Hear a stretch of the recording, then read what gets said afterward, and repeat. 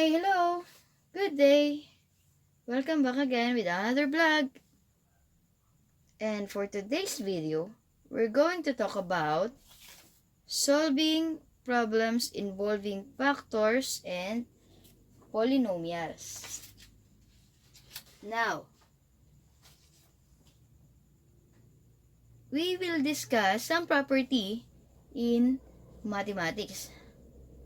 And let us add in our list of things to remember the following properties, which will help you justify in the manipulation of your solution. First, we have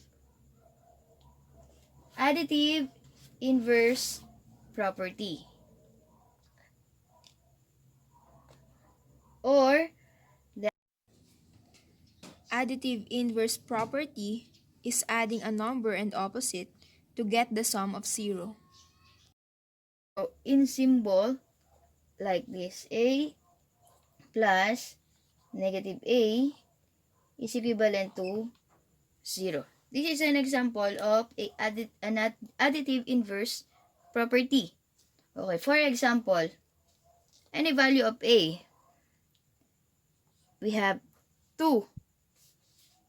Yung additive inverse ng positive 2 na yan, i-add lang natin siya kay negative 2 to get 0. Any numbers na in-add nyo sa negative ng number na yon, the answer is always 0. So, kapag nakita kang ganyan operation, ang tawag sa property na yan ay additive inverse property. Okay? Additive inverse property. So, lagyan natin to. Inverse. Meron kasi mamaya, iba naman. Ayan, gagawan lang natin siya ng, anong tawag dito? Abbreviation ba yung tawag dito? So, para makita natin kung mabilis nyong maaalala yan using these 3 letters. Okay, next. We have this property. Kailangan tandaan kasi yung mga properties na yan kasi gagamitin natin siya mamaya in solving problem. The next one is additive identity property. So, what is that? It states that the sum of any numbers and 0 is the given numbers. 0 is the additive identity. For example,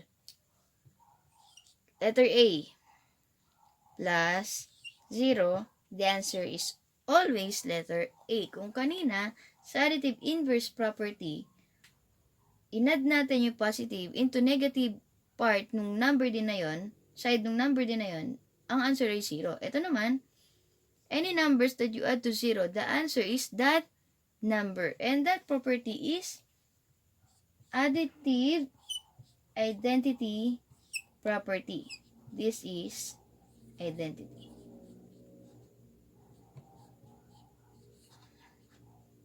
Okay, dalawa pa lang tayo na property. Okay, let us move on. Next property, we have multiplicative inverse property, or A multiplied by A 1 over A. That is equivalent to 1. And multiplicative inverse property, the multiplicative inverse or the reciprocal of a number A is 1 over A. Okay, get the reciprocal lang nito. Dahil yung A kasi, any numbers or any variables, for example, we have 11. So, if we get the multiplicative inverse property of 11, we need to multiply 11 to 1 over 11. So, we have the number and reciprocal of a number, and that is always equal to 1. So, ito yung tinatawag nating multiplicative inverse property. So, madaling tandaan, di ba? So, pag nakita kayo ng ganung property, yan yung multiplicative inverse property. And then, let us move on to multiplicative inverse to. Inverse muna yan. Inverse. Okay. Mamaya kasi, dalawa kasi yung IAP, dalawa rin yung MIP para hindi kayo dito. Okay. Doon naman tayo sa multiplicative identity property. O, ano na nga yung additive identity property kanina? We add number to 0. That yung makuha number natin doon is yung number na given pa rin. Ngayon naman, doon naman tayo sa multiplicative identity property.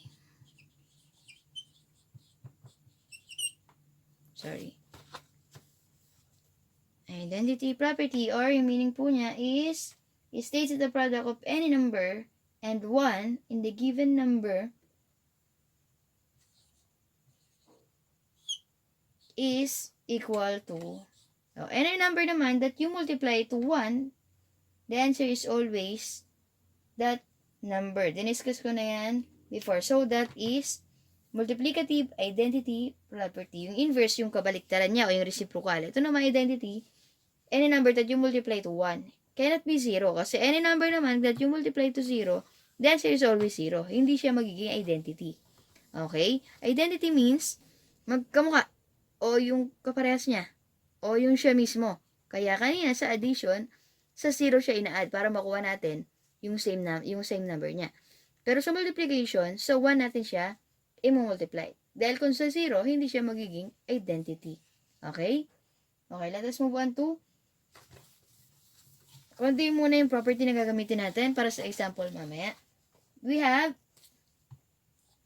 commutative property of addition or CPA. The order of the addends does not affect the sum. Its symbol A plus B is equivalent to B plus A.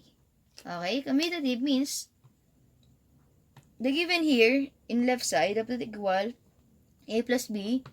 Pabaliktarin lang natin yung given dito. Yung first term niya at saka yung last term. Yung last term ang mauna rito.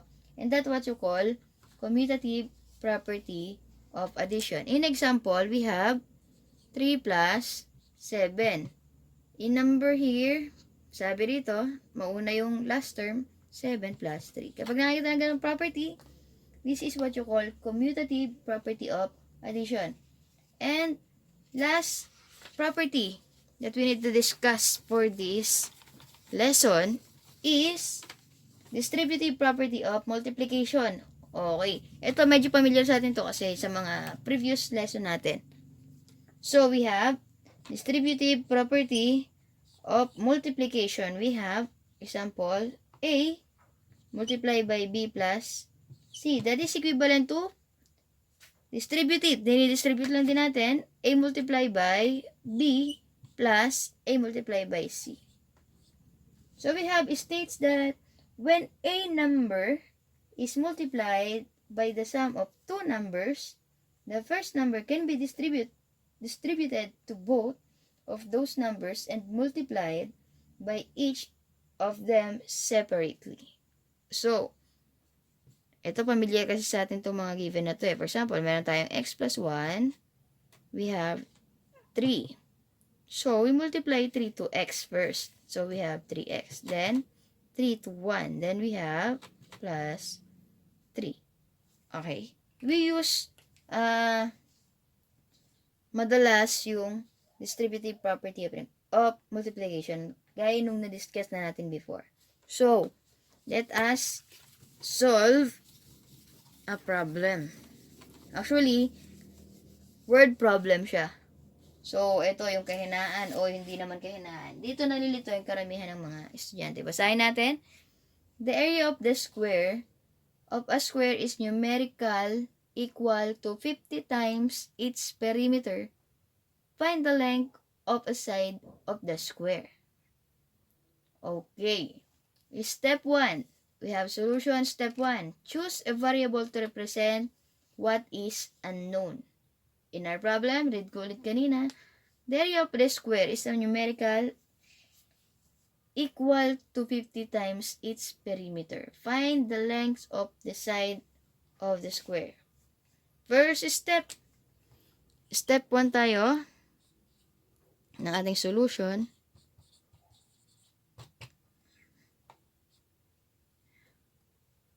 Step 1. We have determine or let us represent one variable to represent the given problem o yung unknown problem natin. First, for example, we have letter S that will be the length of the sides of the square. Kasi ang tinatanong, find the length of the sides of the square. Okay? Para malaman, maatandaan agad natin, side is equal to S. So, second step, step 2 natin, kung meron tayong S be the length, ito yung length of the side unknown. Step 2 naman natin, translate what you are seeing in words into mathematical expression meaning. Write the equation based on the given information. Note that area of the square with side S is, what is the area of the square again? The area of the square is equivalent to S squared or squared each side. Naalala natin kukunin natin ngayon yung area na square, which is ito nga po. Now, familiar tayo dyan kabisado natin yan. So, if we have the area, let us get the perimeter. Kasi yung question kanina, the area of the square is numerical equal to 50 times its perimeter. So, get the perimeter. P is equivalent to 4 multiplied by each side. Therefore, meron tayong given na area, meron tayong given na perimeter ng ating given square. So, mabubuo na natin yung problem natin o yung equation natin na find the length of each side of the square. So, first, the area of the square, state lang natin yun, the area of the square is numerical equal to 50 times. So, ano yung area of the square natin? We have S squared. So, we have S squared equal to 50 times each perimeter. So, what is our perimeter? Area of the square is S squared. Our ating perimeter naman is 4S. So, multiply daw natin ito kay 4S. So, by given that, in-state natin, in-explain natin kung paano yung word problem natin into this kind of equation. So, ito ang isusolve natin. Okay, so we have S squared minus 200 S equivalent to 0. Okay, in-equate na natin siya sa 0. So, first, factor the polynomials by using G, C, M, F. Pa-factor natin yung polynomials natin. So, we have, factor out lang natin si S. Kabisado na natin yan. So, S minus 200. This is equivalent to 0 pa rin po. So, gagamit na tayo ng mga properties. Okay? So, dalawang part siya. Sabi ko nga po sa inyo, kukunin kasi natin yung length of a side of the square. So, meron kasi tayong dalawang S. Ito yung una nating pwedeng pagkuhanan. Si S minus 200. That equate to 0. And this another S. So, pag-iwalay natin sila para makita natin kung ano yung solution nila. So, we have, dito sa part na to is S equivalent to 0. Okay? Sa problem kasi, ang kinukuha natin is yung length. So, pareho kasi silang side o pareho silang length. S equivalent to 0 and S minus 200 is equivalent to 0. Okay. By this property, this line stands for OR, ha? So, S equal to 0 or S minus 200 equals to 0. Isa lang dapat kasi ang value ng S nila, diba? So, alin kaya sa dalawang ito by using the property? So, we have 0 product property. Okay, and the next one is additive inverse property. Ano ba yung additive inverse property? Kung ano yung value na nandito sa loob, yun din yung additive inverse property, kailangan magiging 0 sila, di ba? Naalala nyo kanina yung sinod nating property kanina, additive inverse property. Meron tayong A, any numbers that you add to A, pa-plus nyo siya sa negative A niya to get 0. We've got 0. Okay po? Para, yung matitira lang dito sa side na to is yung S lang. Okay, dito kasi wala tayong problema. S na kasi natira sa kanya.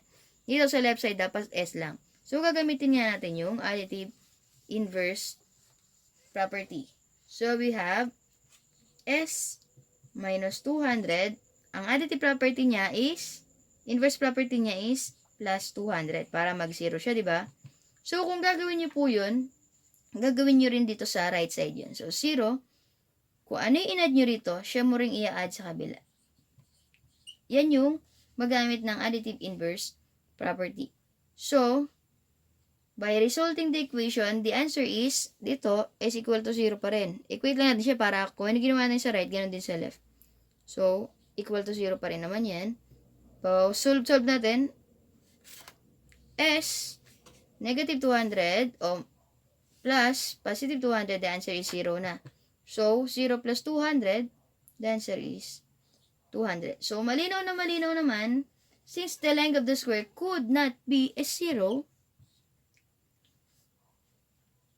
hence, the length of the side of the square is 200 units. Okay? Kinuha natin yung dalawang side niya, pero kahit kailan hindi pwede magiging 0 yung S natin dito sa problem na to. So, ang answer natin dito ay, yung side natin is 200 units. For this problem, nakagamit tayo ng dalawang property. 0 product property and yung additive inverse property. So, next example. Okay, for example number 2, suppose that 6 times the cube of a number equals 54 times the number.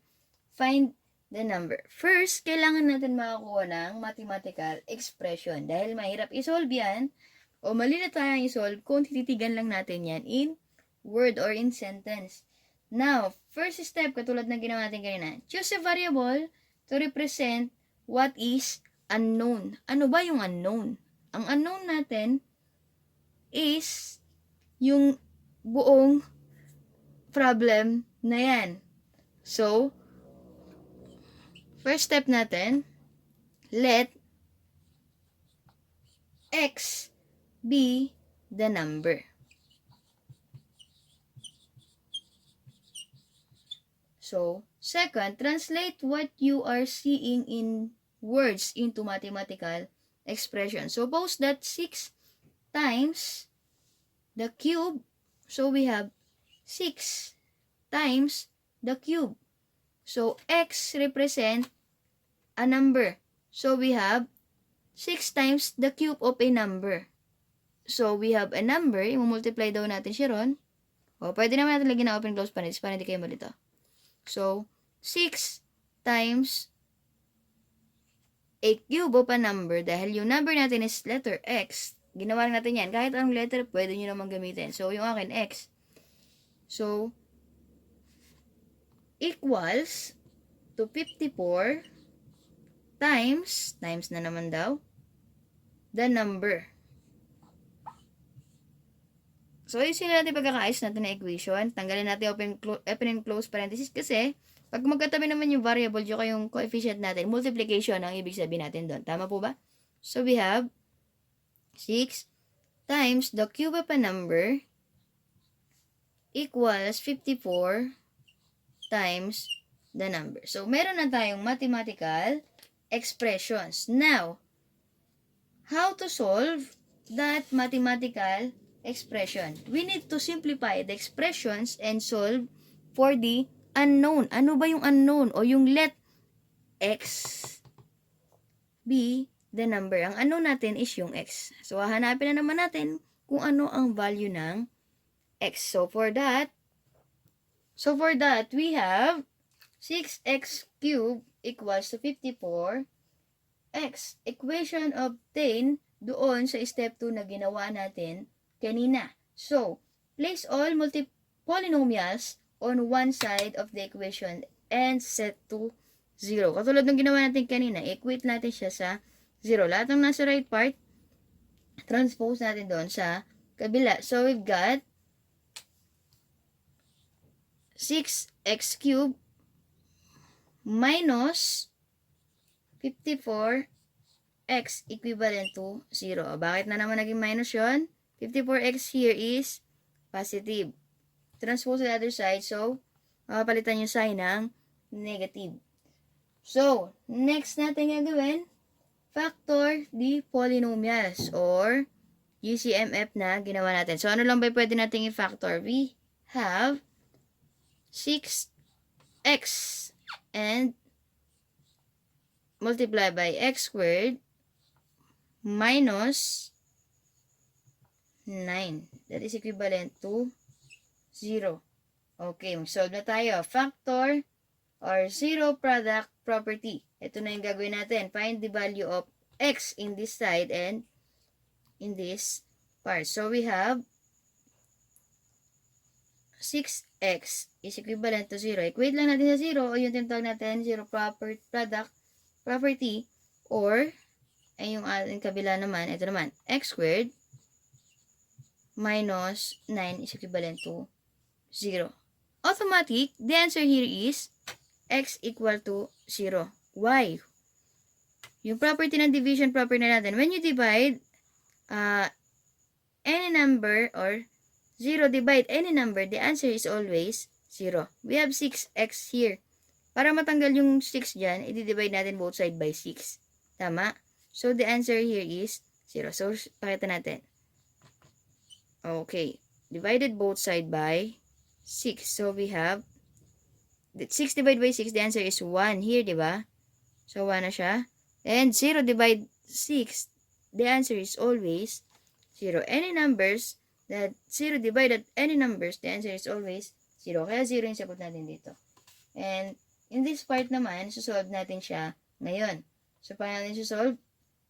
So, we have x squared minus 9 equals to 0. Tignan mabuti yung problem natin. Dito sa x squared minus 9, pwede natin siyang, gamitin yung pagpa-factor. Kasi, bakit? X squared minus 9, by completing the square, masasatisfy natin si plus minus perfect square sa x squared, magiging x perfect square sa 9. So, we have. So, makakabuo tayo ng factor kasi factorable si x squared minus 9. Tingnan muna yung problem natin. First, kanina, tinignan natin kung may pwedeng i-factor out para makuha natin yung value nung finactor out natin 6x equal to 0 at yung x squared minus 9. So, eto na yung problem natin. Ngayon, dalawa na naman sila. Paghihiwalayin natin sila uli kung paano sila isusolve para makuha natin kung ano yung value ng x. So, in this problem, we need to use again zero product property. So, meron tayong x minus 3 is equivalent to 0. Naka-equate sila pareho 0. X plus 3 is equivalent to 0. Katulad ng problem natin kanina. So, now, paano natin magagamit o paano ma-equate sa 0 yung mga yan? Gagamitin po natin yung additive inverse property. So, alam niyo na po kung paano gamitin sa additive inverse property. paano maiiwan si x lang dito ng mag-isa niya? Para ma-equate natin siya kung ano yung makukuha natin mamaya. Dapat x na kasi maiiwan sa left side para makakuha na natin yung tamang sagot. So, we have x minus 3 plus 3. Yes. So, 0 plus 3. Kung ano yung add sa kabila, ganun din yung i-add sa kabila. Ang tawag po dun ay, yes, additive inverse property. So, we have the same procedure here. X plus 3 minus 3 equivalent to 0 minus 3. Additive inverse, it means, paulit-ulit na lang tayo kanina. Yung sign nito, para ma-equate natin sa 0, yung kasama ng x, kailangan natin mag-isip ng number na pwede natin i-add o i-minus sa kanya. That is additive inverse property. So, the final answer, resulting the equation, the answer here is x is equivalent to 3 because negative 3 plus 3 is 0. So, we have positive 3 here. So, here naman is negative 3. Dahil 3 minus 3 is 0, so 0 minus 3, the answer is negative 3. Therefore, the numbers are negative 3 or 0 and negative 3. The numbers, therefore, the numbers are negative 3, 0, or positive 3. Naalala nyo kanina yung 0, ginamit natin siya kanina. Kung naalala nyo po yung 6x is equivalent to 0, di ba? When you divided this both side by 6, the x here is 0. Kaya siya may 0 dito sa gitna. So, hindi nyo kakalimutan niya. Kasama pa rin siya sa answer. So, that is for that example. Okay, another example. Last example for this video. Okay, and for number 3 example, hindi pala siya last one. Gawin natin last 2. Okay? Para mas lalong maintindihan. Kasi kanina, pure word yung nasa problem natin. Ngayon, meron tayong expression sa loob ng ating problem. The area of the square, given na yung area. The area of the square is 25y squared minus 100y plus 100 square units. What is the length of these sides? Ngayon, given yung problem natin, ang tinatanong kung ano yung value nung mga y na yan. So, kanina, kailangan pa natin i-simplify. So, first, choose a variable to represent the unknown 1. So, madali na lang. Kasi given na siya, first step natin, let y be the length of the side of the square. Ito yung magsisilbing, sorry sa sulat ha, pangit ang sulat, of side of the square. So, step 2, translate what you are seeing in words into mathematical expression. Actually, given naman na siya. Hindi na natin siya kailangan pa kanina dapat sulat. Kasi, pinakita ko lang na ano ililet nating letters o ano yung pangalan mamaya nung ating magiging length o yung side ng ating square. Pinakita natin siya na y. Any numbers that you describe that you want, pwede nyo isulat yan. Pero in our case kasi, given na kasama si y sa ating expression. So, ba't pa natin iibahin? So, we have 25y squared minus 100y plus 100. That is equivalent to 0. This is our now expression. So, dyan sa problem na yan, sisimplify natin. Then, what is the length of this side of this area of the square? So, for this example, or for this problem, we have 25y squared minus 100y plus 100 is equivalent to 0. Kanina, ano yung una natin gagawin para may solve na natin yung nawawalang given or yung unknown side natin na nilet natin na si y kanina. Paano natin siya mahanap? Kanina, ginamit natin yung GCMF. Nag-factor out tayo. Meron pang isa kanina, sa part naman nung number 2 example natin, pinactor natin. So, alin sa dalawa yung pwede natin gamit? Yung iba, baka ang gawin, GCMF. Yes. Factor out, pwede natin i-factor out si 25. But first, think more. Tignan si first term at si last term. Yung ating first term and last term. Pwede rin ba natin gamitin yung completing the square? Yes, of course. Pwede natin siyang gamitin. Bakit? Factorable, perfect square yung ating first term at yung final term. So, try natin ha. So, kung perfect square, we have 5, 5y, and perfect square yung dulo, 10. Ngayon, yung given o yung operation sa gitna ang hahanapin natin. So, yung sign natin dito, na-discuss ko na kasi yung technique na to, kaya balikan na lang yung ilang videos na pagkuha natin nito. So, positive ito. Pero negative yung middle term natin. Sabi nga po natin, mag-isip mabuti. Kapag positive ito at negative yung middle term natin, maaaring yung ating sign sa ating binomials ay positive o negative. Pag pareho kasing positive ang pinag-add mo, ang answer is always positive. But, pag parehong negative din ang pinag-add mo, the answer is always negative. Ganon din sa multiplication. Pag pinag-multiply nyo po yung positive, the answer is always positive. Pag pinag-multiply yung negative, the answer is always negative. So, pag pinag-multiply natin si negative 10, yung big cross na ginamit, big X na ginamit natin. Negative 10 times negative 10, the answer is positive 100. When we multiply a negative 10 plus negative, the answer is positive. When you add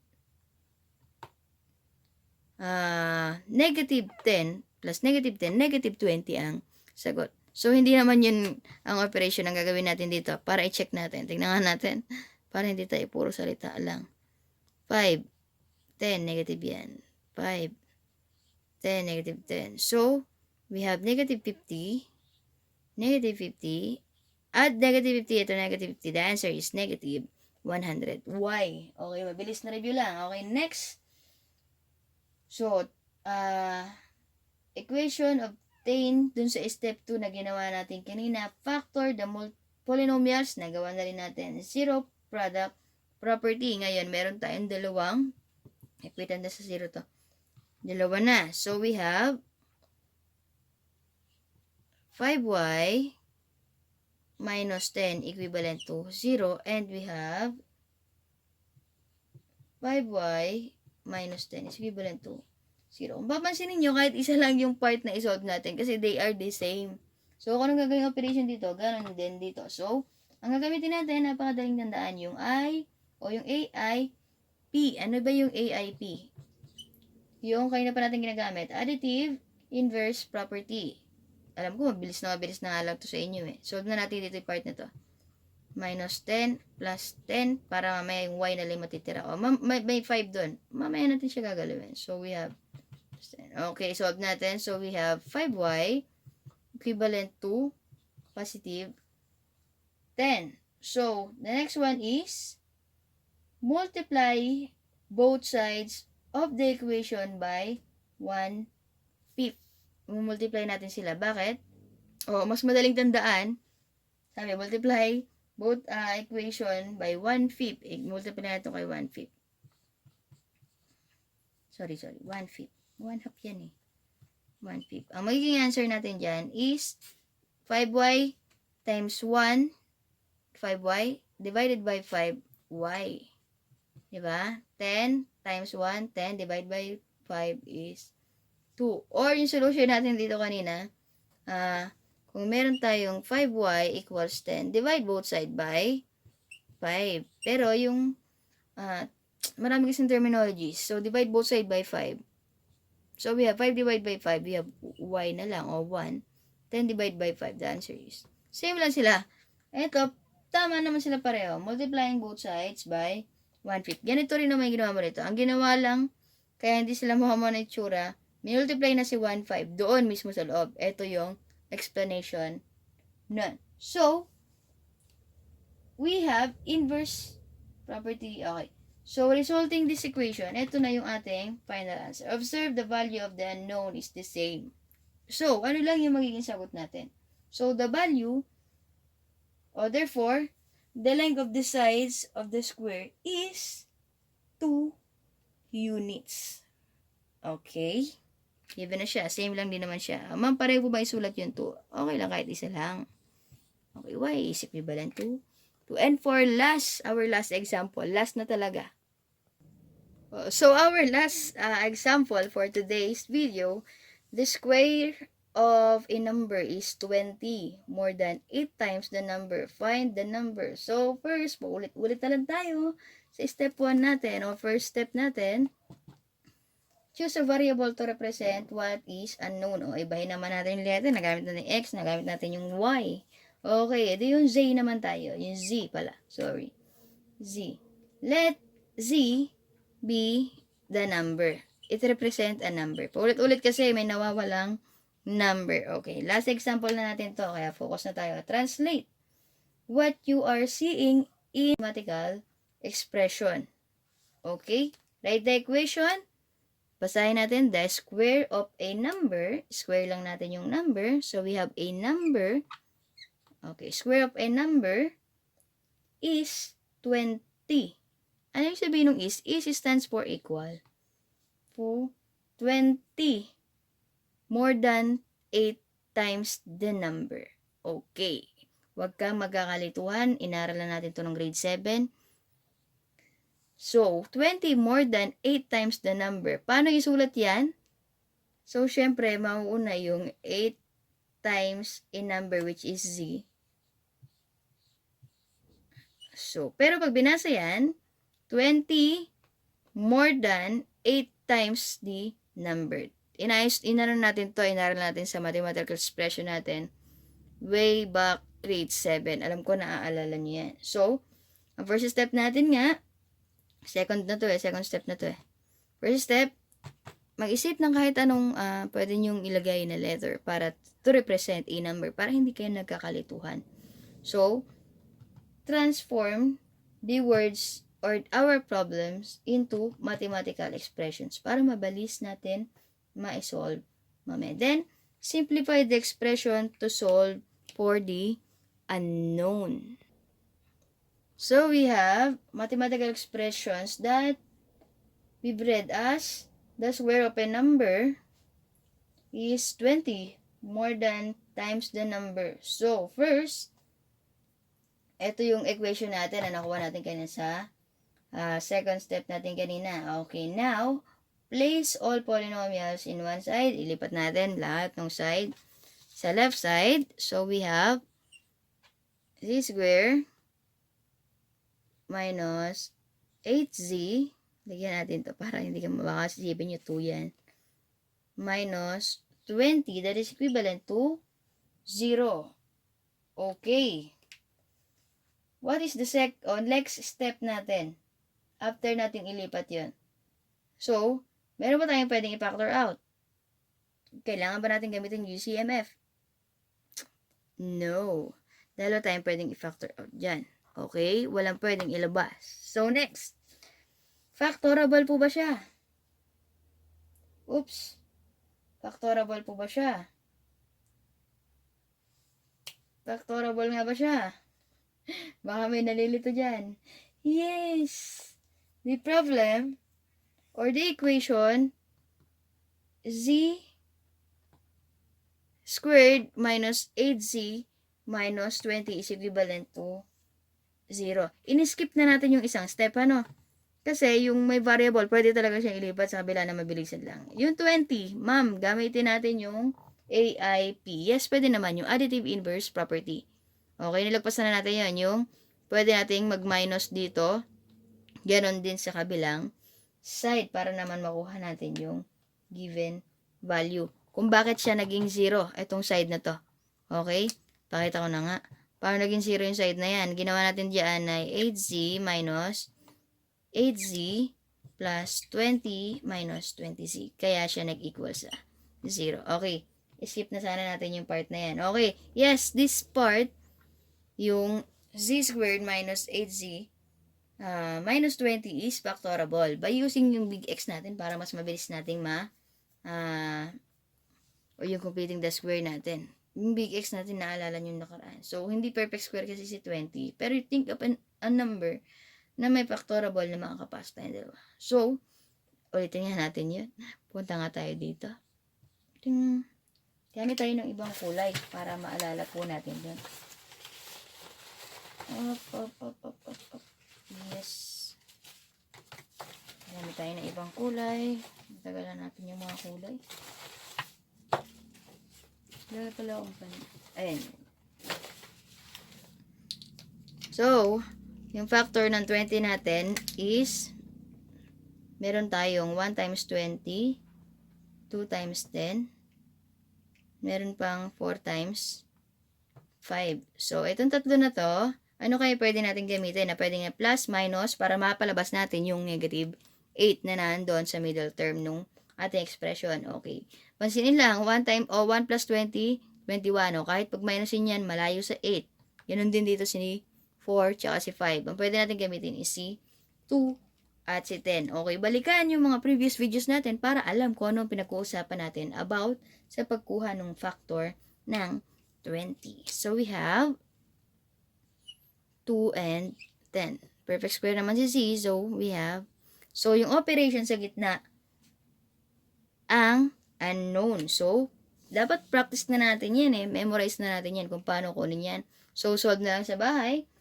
Dahil negative ito, automatic yung isa negative, yung isa positive. Pag pinag-at yung magkaibang sign, ang kukuhanin na sign yung mas mataas. So, dahil negative 8 yan, feeling ko ang nagkakumpay ay si 10.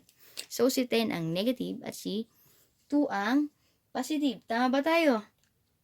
Solve nyo para malaman nyo kung tama tayo. Yes, that is correct. So, we have 2z na i-equate natin sa 0. In itong part na to, we have z plus 2 is equivalent to 0. And this part is z plus, minus 0, 10 is equivalent to 0. Okay, by using again, additive inverse property, yung ginamit natin dito kanina, para maging z na lang yung maiwan natin. So, solve natin to. Z plus 2, additive inverse property, inverse ng positive 2 is negative 2. Yes, kung ano inad sa kabila, ganun din sa kabila. So, we have negative, pakita natin, 0, negative 2. Ganun din to. Z minus 10 plus 10. Additive inverse ng negative 10 is positive 10. That is equivalent to 0 plus 10. And by solving that, we have z equivalent to negative 2. And then z is equivalent to positive 10. So in this problem, since there are two values of the unknown, then the numbers are yung z natin, that is equivalent to negative 2 and positive 10. And I hope that you understand our lesson for today about solving problems involving factors of polynomials. Maraming step. Ano tandaan? Ano unang step? Maghanap or let any numbers that you stand for a number. Okay? And second, syempre, kailangan nating i-translate kung ano yung nakikita nyo ron sa problem natin into mathematical expression. Then, the next one is, you need to solve by supporting our property na na-discuss kanina. Pero, madalas naman na property na na-discuss natin is yung additive inverse property. Or, yun lang naman din yung kadalasan na yung zero product property that I've discussed before. So, that is all for our day. Okay, medyo mahaba siya kasi may word problem na kailangan nating i-transform or translate into mathematical expression. But, this is so easy pa rin. Okay, kaya nga sabi, practice makes improvement. So, practice lang practice. Kaya, kung may mga problems, kung may mga tanong, pwede kayo mag-comment. Or if you like this video, please leave a thumbs up, share to your friends, para yung mga assignment nila masagutan, and comment down below your questions, suggestions, and clarification about this topic. And don't forget to subscribe to my YouTube channel, Teacher Maripa, and hit the notification bell for more updates and for more videos. Kung may tanong, huwag kalimutan mag-comment down below. Please, para po matulungan pa po kayo ni Teacher Marifa. And then, that is all for today. Annyeong. Bye-bye. God bless. Stay hydrated, mga kapatid.